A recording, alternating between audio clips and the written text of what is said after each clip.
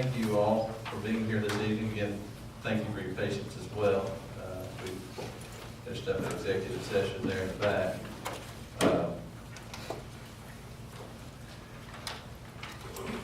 We appreciate you being here tonight for our regular council meeting of June 16th, 2015. Mr. Manning, if you don't mind, if you would please lead us in our invocation and pledge of the flag. Everyone would please stand. Let's pray. Heavenly Father, we come to you tonight, Lord. We ask you to do this meeting the way you see fit tonight. Father, let each one come out. Let each one on the council, Lord, and remember here those young Lord that's in the hospital. Touch them, touch over with the death angel visit. And God help us to be what you have us to be. In Jesus' name we pray. Amen. Amen. Our pledge of flag. I pledge allegiance to the flag of the United States of America and to the republic for which it stands, one nation, under God, indivisible, with liberty and justice for all. Thank you.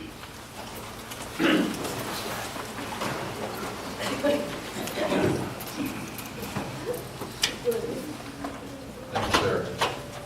Dan, if we can have a roll call, please. Here.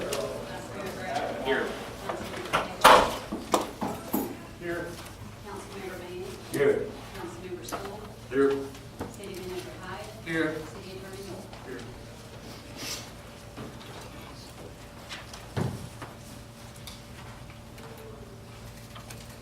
Trust everyone has had opportunity to review the consent agenda, which would include the minutes from the May 26th call meeting, minutes from the May 28th work session, May 28th regular council meeting, and then the continuation of that meeting on May 30th, and the minutes from the May 31st call meeting.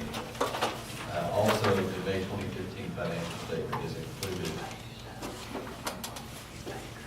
We will entertain a motion.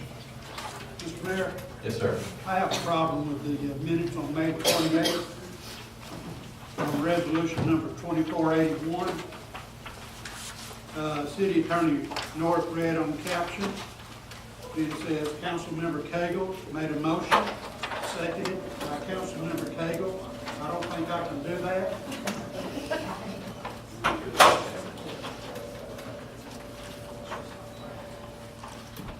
Please say it again. Please. All right. You said May 28th minutes. Yes, sir. Everything working? Okay. Green lights on. All right. So, Well, I was speaking a little bit loud. which page? Resolution number 2481. 2481, which would be page Yes. 4 of 5. Page 4 of 5. See page 4.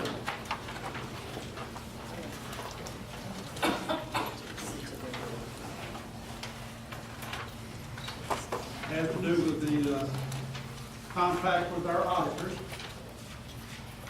Does anyone happen to remember who actually made the motion and who actually made the second on I that? don't know. Okay.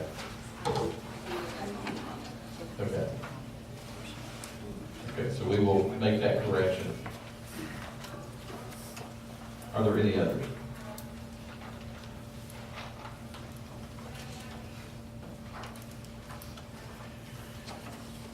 Okay, again, we will entertain a motion with the correction noted.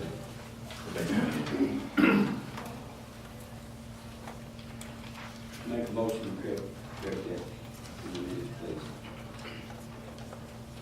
Okay, can we get a motion to approve all the consent agenda as amended?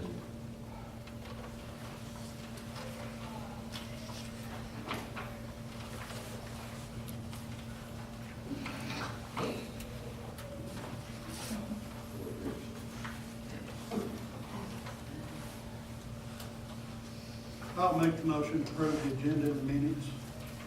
Okay, as amended. May financial, Okay. with the correction of the May 28th. Yeah. Okay. Thank you. We have a motion. Do we have a second? I'll go ahead and say it. We have a motion and a second. Roll call, please. Vice Mayor Griffin. Yes. Councilmember Cagle. Yes. Councilmember Manning. Yes. Councilmember Stoll. Was not here on the 28th, but I'll vote to approve it. Mayor Lambert. Yes.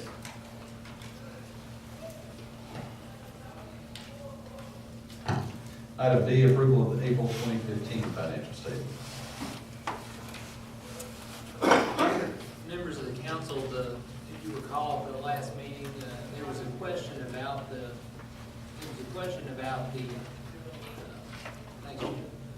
question regarding whether or not the city staff had been directed to move part or whole proceeds from the sale of land in excess of $500,000, less an amount to be paid for retail strategies. We went back and looked at the minutes, and there was not a vote directing us to split those monies into two places. The motion was to move all of it to the capital projects fund, and that's what we did, which is shown in the financial statements. So, notify the council that that's. I'll make a motion to approve April 2015 financial. Because I'm the one that brought that to the attention. Okay, we have a motion. Do we have a second? I'll say it. We do have a second. Roll call, please. Vice Mayor Griffin. Yes. Councilmember Cagle. Yes. Councilmember Manning. Yep. Councilmember Stoll. Wasn't here for that Mayor Lambert. Yes.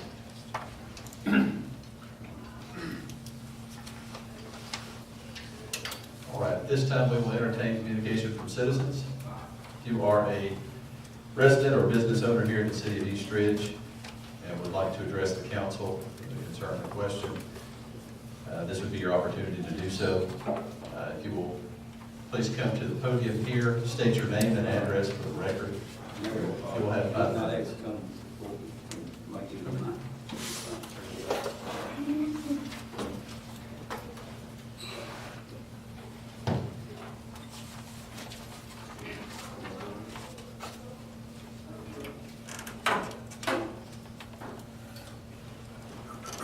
I'm John McNeil, I live at 2017 Bryan Road. We're gonna have to get on these sidewalks and transportation. I have now been hit for the second time in 19 months in this wheelchair. I'm not getting hit anymore. My attorney, Richard Wagner, and I are working out a few things. We have to do with the city's attorney and work on a few things, but it's done. I cannot get hit again with this body. Both times I've been hurt, I've already lost the left leg out of the first accident in October 2013. I was just hit again the 28th of May this year in front of the new Walmart construction. We're gonna have to get on the wall. We've got all these wheelchair people in town. In fact, we have 12 that aren't even old enough to vote yet. I feel, as an old soldier, I was safer on the battlefield than I am here in East Ridge. That's the wrong way to have it. So let's get together. I volunteered to help. Nobody contacts me except Judge Hilton and Sergeant Butcher. The only two that have contacted me. It's been almost a year since I volunteered. So we're gonna have to do something. Thank you. Thank you, sir. And I've tried lights, flags, oscillating lights, and white strobes. It doesn't do me any good. It just makes me the bullseye of the target.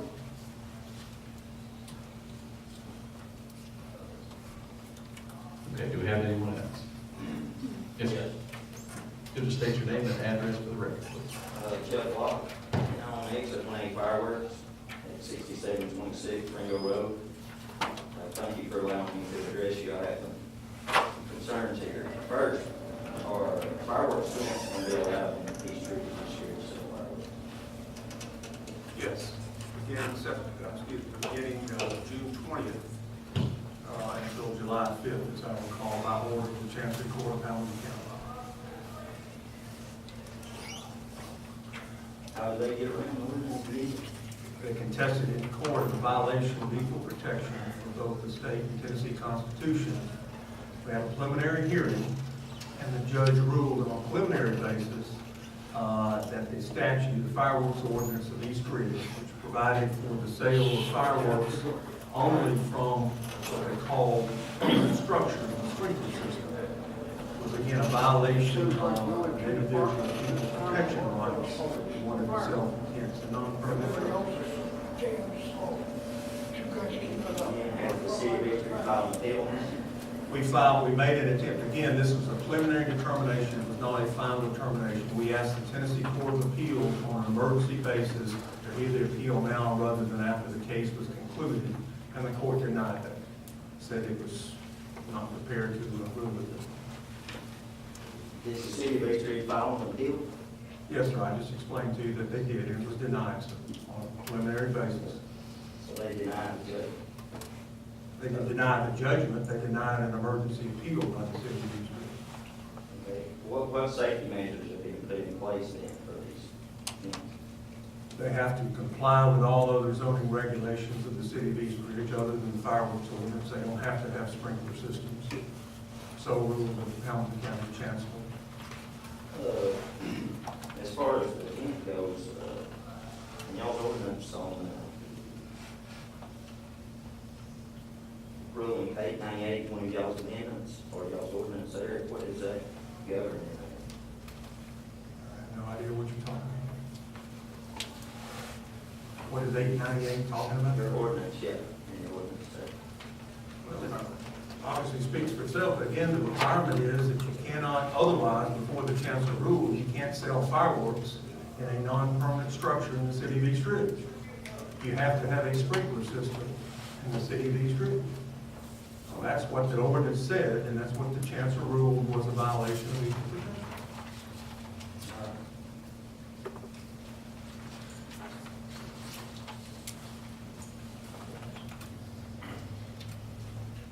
Thank you, sir. We have enough. Yes, ma'am.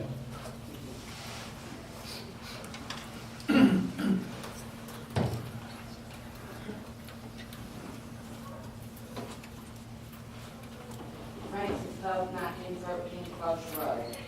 Gentlemen, I spoke to you once before about taking what we now have as a personnel committee and revamping that to be something such as a civil review board. I really wish you gentlemen would look seriously at that. I talked with City Manager High about it. He and I agreed it would be a good thing. And there's one thing that I think it is imperative that we do this. Because our charter says you gentlemen are not to get involved in personnel policy. Some of you I know don't. Some of you obviously do. I had an employee tell me that he got written up. Sometime later, a councilman came to him and said, "Why didn't you tell me you got written up?" The employee said, "Why?" "Well, I would talk to somebody about it." That is not your job according to our city charter. Maybe that's why we're going to be on the hunt for a city manager. Because we have never learned the definition between setting policy and day-to-day operation. And I plead with you gentlemen, as Chief Williams, when and if he takes over, let him make the decision and stay out of the day-to-day policies. If you have a personnel review board that employees can come forward to the review board if there is a policy violation, let it be handled that way. If it's a violation of personnel policy, certainly it should be addressed. But if it's the good old boys and we don't want this person written up and we don't want this person disciplined, that's wrong. And I don't care how many Bass Pros we have in this city.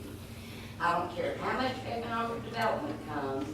If we we don't start doing it right, this city's not gonna move forward positively.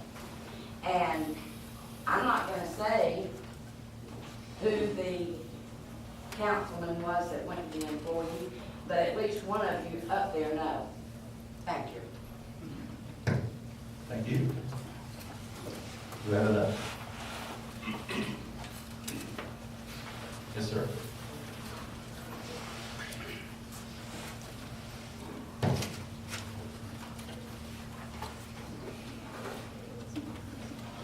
Matthew Lomber, 706 Byron Lane. The last meeting was a call meeting, and there was no communication from citizens on the agenda. Should have been. Needs to make sure it happens. It's in the charter. We get 5 minutes. And we did actually allow opportunity at the end of that meeting. We did not. Yes, sir, I most certainly did. I was there. There was no. I was there leading the meeting, and yes, sir, I asked, and Mr. Batoon said, made the joke, and I agreed with him, that we should have allowed the citizen comment before No, the. that was the meeting on Sunday. I'm talking about the meeting last Wednesday. It was a called meeting, and there was no communication from citizens on the agenda. That was For a a, fact. that was a budget workshop. It said, it was a called meeting. You voted on something, didn't you? It was a called meeting. Watch YouTube. Okay. If that's the case, we'll go back and we'll review it, absolutely, Okay, absolutely. trust me, I'm not wrong. The other thing I'd like to talk about for a second is, again, transparency. There was an attempt by Councilman Vice Mayor Kravitz to put Parks and Rec in its own fund, and that didn't happen. But what can still happen, and I understand Councilman Cagle's point about it all comes from the general fund, so why write checks? Right? And I get that. But the council can still instruct, from what I understood was discussed at that meeting, the city treasurer to put out a monthly statement when they do the financials that has Parks and Recs brought out, so that way all the citizens and the council can see in black and white every single month what's going on. It would not mess with the money, it wouldn't have to be in its own fund, it's supporting itself as your concerns were, but it would still allow for transparency. And I think the move to take it away from its own fund was a step back from transparency, and I'd like to just see any step possible forward back towards that point. So I would like to encourage you all to think about instructing the city staff to do that, because from what I understand, they can do it.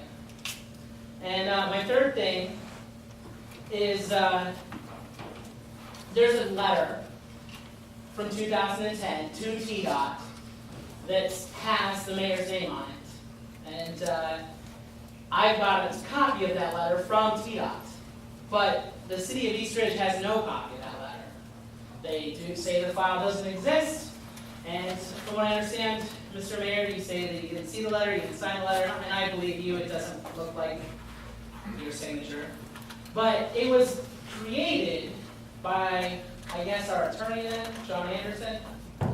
What is being done to make sure any work product that Mr. North would create on the city's behalf is being retained per the Open Records Act, that it's being preserved, so that way when I ask for a letter with the mayor's name on it, that was mailed out, the city can give me a copy of it, as required by law.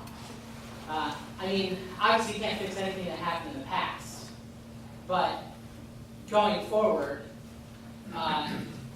making sure that those letters or those records are maintained properly is important.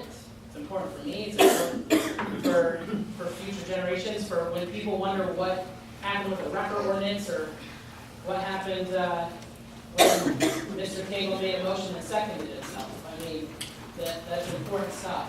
So I don't know if Mr. North has some sort of method of making sure the records he creates or the documents he creates for the city's behalf or for your behalf, Mr. Mayor, is retained or is put on the city servers, the city's computers for the future.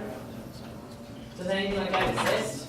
Is there any methods or procedures? I keep my files, obviously, on matters. I keep my correspondence on all matters. I don't monitor and keep the city from it. No, but when you're no longer the city attorney, what happens to your work documents, which are open records by law? How does the city obtain those and then give them and comply with requests? I guess I'd do like my predecessor did and dump 24 boxes of records on whoever my successor was.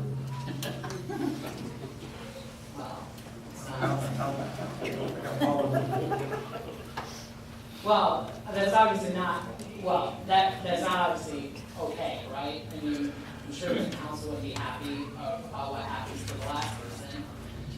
There should be something in place. I mean, there's ways, I'm sure other cities around the world have ways of maintaining documents and making sure that they're not lost and that files are synced back and forth between private servers and private files locations and public file locations where they should be lawfully maintained.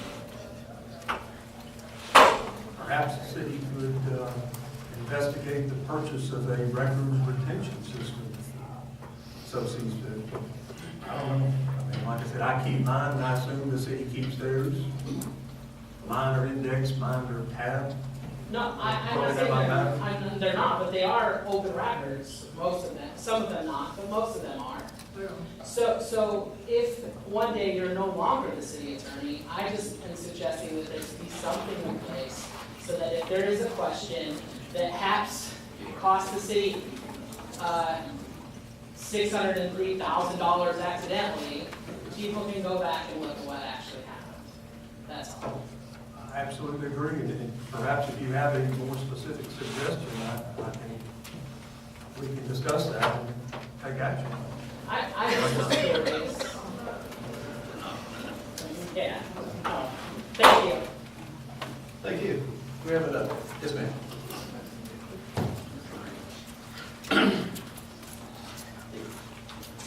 Amy Lowry, 819 Melville Drive. About that 4 years ago, when the initial properties of 4 acres was transferred, our previous attorney, they used his title company and his attorney's office to do that. I'm curious, from dealing with a lot of real estate, how that got passed, the restriction that was in there, how it got through back during that time. I don't have any idea. Well, I feel that we as citizens and you as council are not being represented. It ended up costing, had it been done back then, addressed, we might not have had to pay the $603,000. It might have been less because the property would have been appraised for a lesser value at that time. Is there no recourse that Mr. North could go through to, for no other words, go after our previous attorney for not doing his, it was his title company that made that. I think that as far as we spent it was appraised at that time at $150,000. The city had to pay $50,000. No, this was after this. This was when the 4 acres were sold to the development. 2012. 2012, okay.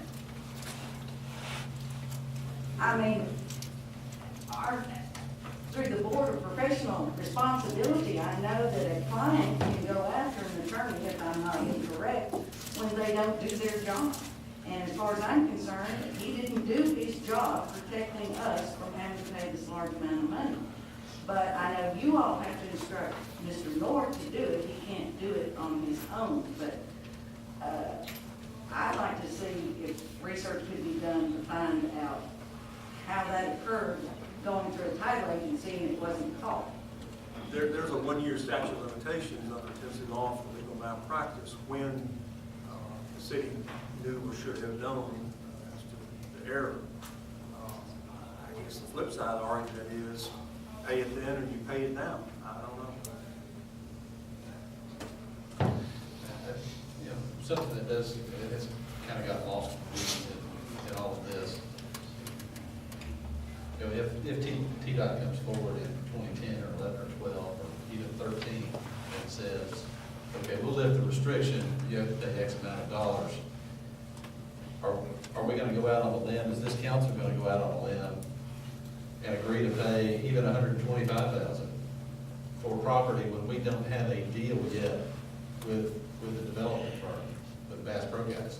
It's easy, I mean, once we have that deal in place, it's an easy decision. Yeah, we need to get that land and pay this money, but at that point, it would have been shooting in the dark, hoping that, okay, we're gonna go ahead and pay $125,000 or $200,000, or whatever it is, in hopes that one day we'll be able to turn this property over for development. Lots of ifs, ands, and buts in there. Well, it's just sad that supposedly several of you have said that he was the best real estate attorney in the state of Tennessee. I have my doubts on that. The second question I have is also a legal question. When you have a bid opening, do all bids have to be sealed? Yes, under the city. Yeah, under the city code, they do, seal bid. And if they're not? Then technically, the way the state handles their sealed bids is they would have the right to reject the bid. Now, the council in a situation like that would have the right to reject that specific bid or open it up to rebid.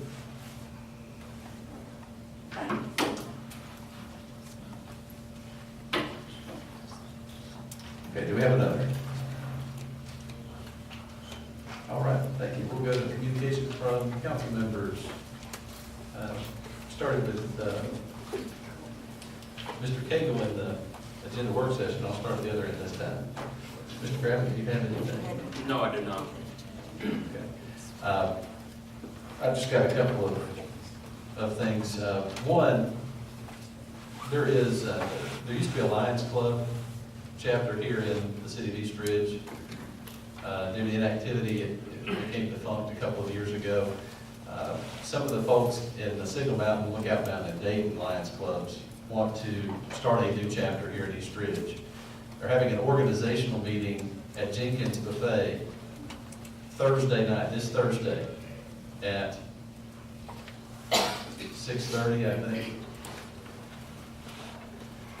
So I would encourage you, they need 20 members, 20 charter members, and you would be a charter member if you choose to join. Those of you not familiar, but I'm sure most of you are familiar with Lions Club. The one thing they have done traditionally is to prevent vision loss in small children, ages 1 to 5. They do vision testing in schools and daycares. They do a lot of great work, and I would encourage you, if you're interested in participating in that, please do come to the meeting Thursday night at Jenkins Buffet, 6:30. Again, we need 20 people. I think we can get there. I also wanted to mention J-Fest coming up Saturday at Camp Jordan. Always a big event this year. I think they've got 9 acts coming, and then also are going to have fireworks at the end. Yes, I did. I found my email. It is 6:30 at Jenkins Buffet for the Lions Club meeting. That's all I've got. Mr. Sewell. Okay. Mr. Manning. Nothing right now. Mr. Cable. Yes, sir. I'd like to congratulate the Optimist Club on their fine car show that they had Saturday down at the arena. The cars was packed in the building, outside the building, great turnout. And that's about it. Okay. Thank you, sir. All right. At this time, we will entertain communication from the city manager. Thank you, Mayor. One thing I want to note is we do have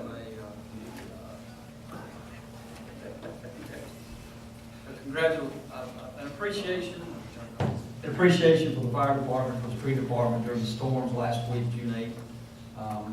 Unfortunately, we had some homes that were heavily damaged, and we have tried to help as much as we can there. We've not been, we can, but the Red Cross came out and helped out there.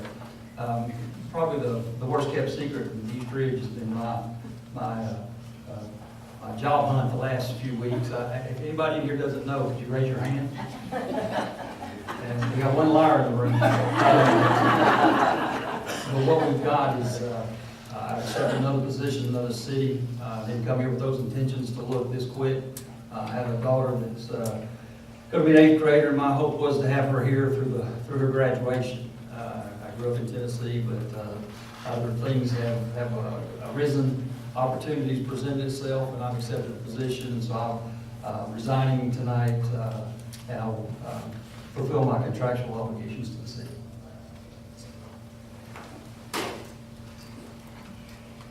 Thank you, sir. And I will speak for me. I certainly appreciate your service and for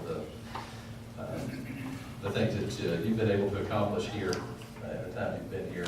I appreciate it very much. You're very much a professional, and I've had the privilege to call you a colleague, but also a friend, and that will continue.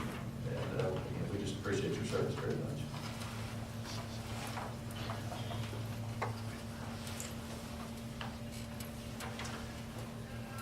With that, we will move on to old business. Ordinance number 989. An ordinance to provide revenue for the city of East Ridge, Tennessee for the fiscal year July 1st, 2015 to June 30th, 2016, and appropriating the same to the payment of expenses of the municipal government, fixing the rate of taxation of all taxable property in the city, the time taxes are due, how they should be paid, when they will become delinquent, and providing for the interest and penalties on delinquent taxes and privileges. This is here on second and final reading.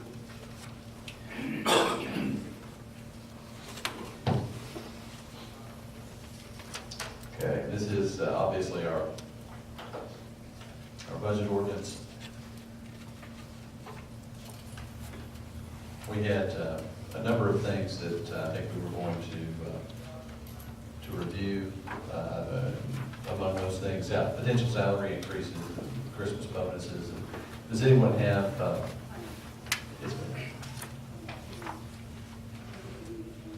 I did not get the new agenda. I'm sorry. Okay.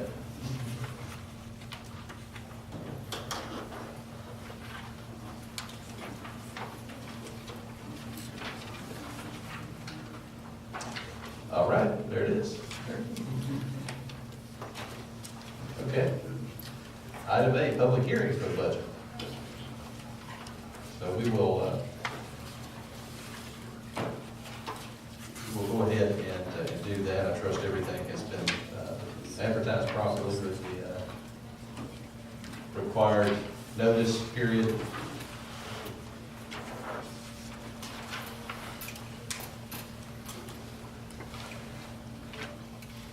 And with that in mind, we will open the floor to anyone who would like to speak, any citizen who would like to speak in regard to this year's budget or the upcoming budget, fiscal 2016. Mr. Mayor, Yes, sir. since we hadn't decided on insurance, hadn't decided on Christmas bonuses, wages, or any way to not vote on this tonight? This is, yes, to answer your question, yes, there is, certainly that is an option. We can choose to table this. Insurance is a big budget item. Yes, absolutely, it is. What we can do at this point is go ahead and hear from any citizens who might have comments on the budget, conclude the hearing, and then if it's council's desire to table the actual ordinance until we will have, of course, one more regular meeting, that being on June 30th. That would be our last opportunity to pass this budget without needing a continuation budget. Mayor, I don't know if this is the right time when this is, have to do with, I'd like to have maybe a call meeting 29, to talk about our insurance. We've got 4 buses to go over, give us plenty of time between now and then, and we can vote on that on the 30th. And that'll be fine. I may not be able to be here. I'm going to be, let's necessarily like to advertise it, but I'm going to be out of town that whole weekend, the 26th through the 28th. We'll come back on the 29th, so, so That evening, maybe. possibly. But, I mean, you all certainly can do it. I just may not be able to participate. So, I'd like to ask that the representatives for the insurance people to be here to answer any questions that we may have on it. okay. Let me suggest if we table the final reading of the proposed budget, I'd ask the council to consider also tabling the public hearing, continuing the public hearing, because there are substantial changes made to the proposed budget, and citizens need to come and be able to comment. Agreed. So, if I will entertain a motion to, I'll make a motion to table the public hearing and the ordinance reading. okay, we have a motion to table both the public hearing and the ordinance itself. Second. We have a second. Any comments or questions?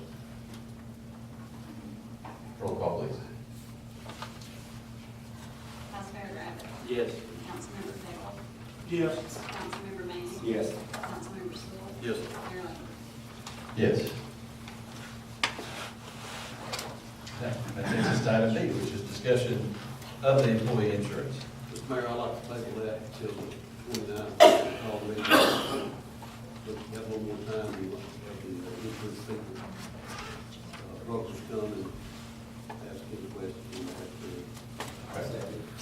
We have a motion and a second to table that item to June 29. Could I- Call meeting. Yes, Could sir. I add, that we also discussed the pay raises of the budget bonuses at that time too?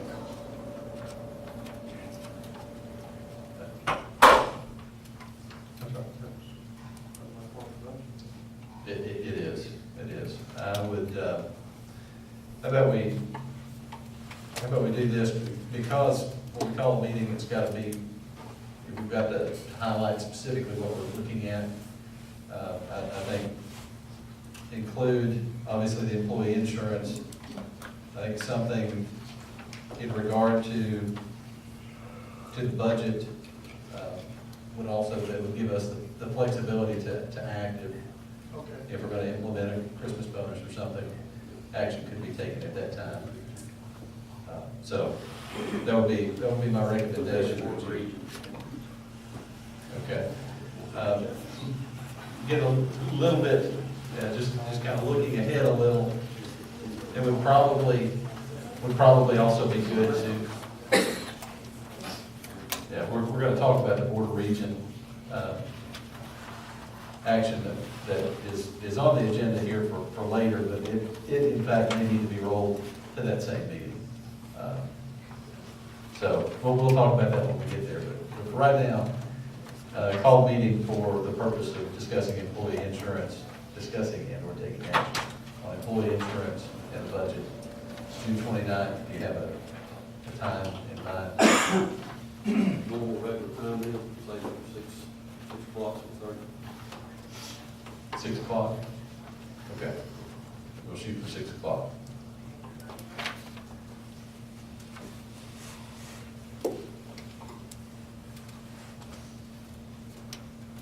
All right, we have a motion and a second. We can have a roll call, please. Vice Mayor Griffin. Yes. Councilmember Cagle. Yes. Councilmember Manning. Yes. Councilmember Stoll. Yes. Mayor Lambert. Yes. All right, that moves us to new business.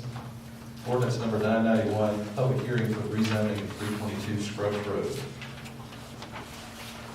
Again, I trust this public hearing has been properly advertised.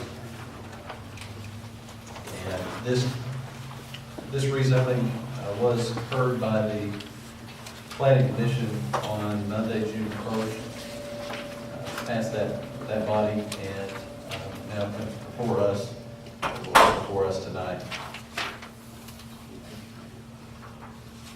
I don't know. Let's see. Chief Williams may be able to. You're here for Kenny.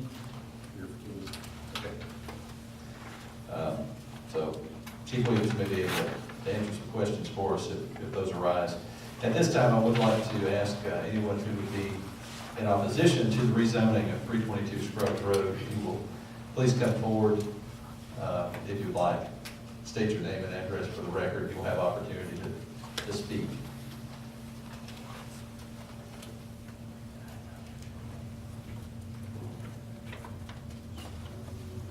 I do not see anyone, so we will move to those who are in favor or would like to speak in favor of rezoning that property at 322 Scruggs Road. If you will please come forward and state your name and address for the record, you will have opportunity to do that. Yes, sir. Should I go over here? Yes, sir, please. We'll get a mic for you so that we can record your comments there. Thank you very much. My name is Greg Jackson. I'm with Cielo Environmental LLC, which we are currently under contract with Mr. Brown, who currently owns the property. One of our contingencies within the contract was the rezoning from M3 to C2. The use that we will pursue permits for upon rezoning is for a compressed natural gas station. I read a little about it in the news lately, but CNG is an alternative fueling solution for multiple types of vehicles, from Class 8 trucks and regular passenger vehicles. There are no underground storage tanks. Everything's above ground. And ours will actually be a fast fill station that is actually the highest and best technology that's currently there.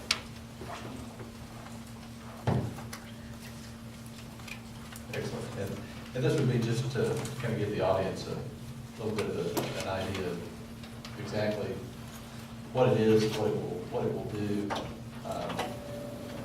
If you could just give a 30,000-foot view. The CNG 101 is basically what we do. There's a 12-inch high-pressure gas line that runs adjacent to the property on Scruggs. And we will tap into that 12-inch high-pressure line just like you would carry natural gas to your home. We'll take it into a compressor that compresses the gas to 3,600 PSI. It goes through an inlet and a dryer and comes out in a dispenser that basically looks like a regular gas station. Instead of holding a handle, you turn a knob, you hit a button. It has various vapor alerts in the event that you do have a leak, which is very rare. We also have remote monitoring, which will allow us to be notified at any time if there's any problem as far as a compressor issue or whatnot. But it is literally safer than regular gas applications because it doesn't pump. You spill gas on the ground, you got a bubble there. Our gas is vapor, so it's environmentally friendly. Excuse me. And you see a reduction in emissions. Fuel cost is around $2 an hour, and we'd love to bring in some of the anchor customers that are part of the Gain Fuel, who's a nationally recognized CNG provider here in the state. So just bring new business into the city. All right, thank you, sir. Does the council have any questions?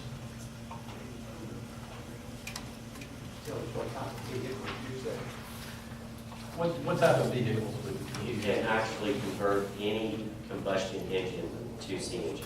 It could be a Honda Civic up to a Class 8 truck. Most of the vehicles that we see that are converting to CNG would be more of your service vans.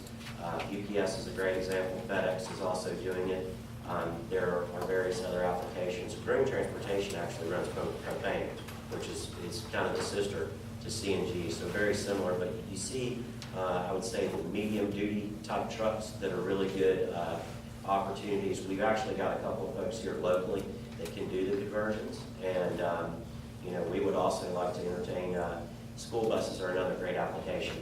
Just they use so much gas and are a really good opportunity to clean up the emissions and provide a fixed cost. Which another real quick thing, you all know gas is good right now, but the volatility of fuel is a really hard thing for especially truck fleets to kind of peg.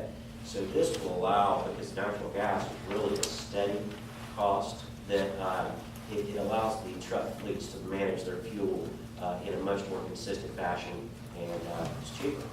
And the other good thing is, it's American. It is not foreign oil, it's not fighting for it. It's coming through a pipeline, and it's made here in the U.S. Mr. Crabtree? What's the tax rate? Is it fuel tax, same as gas, is it tax the same as gas tax, or is it regular sales tax? I don't know what the regular tax is, but I believe it's 18 cents and then 13 cents to the Fed and then a state, so 18 and 13. Okay, so it's taxed the, okay, the same. I think it is the same, I'm not sure of that. Okay. Are you gonna build a station there, or building there, or how you gonna set this up? Currently, at this time, what we'd like to do is just the station itself. What you will find is a lot of these trucks, especially the long-haul trucks that are looking for a gas solution, they don't want to stay there. They want to fuel and move on. We considered a convenience store at one point, however, it's not really part of our model. We do have room to put one there if we were to so choose, but we'd also like to see what the other use will be to the adjacent land that actually extends, our properties into this, extends into Georgia.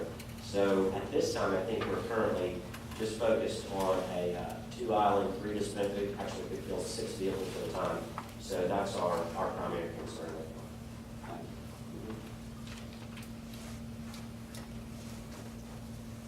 now. Is there anything else? How do they pay? Is this through companies or are they using credit cards? I've seen some of these facilities, like I said, it's not a building, they're just. Right. That's it. The service